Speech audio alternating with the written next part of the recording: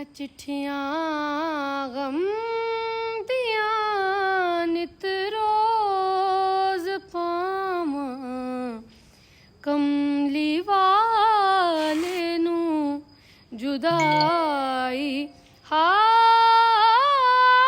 जो कीता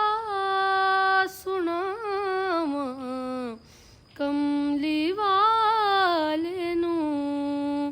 गरीबी दे सिवा हंजुआं दे पल्ले होर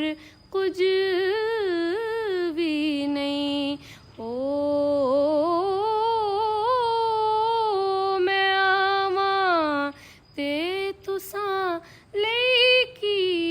ले आवां या रसूल अल्लाह या रसूल अल्लाह या हबीब अल्लाह या रसूल अल्लाह या हबीब अल्लाह।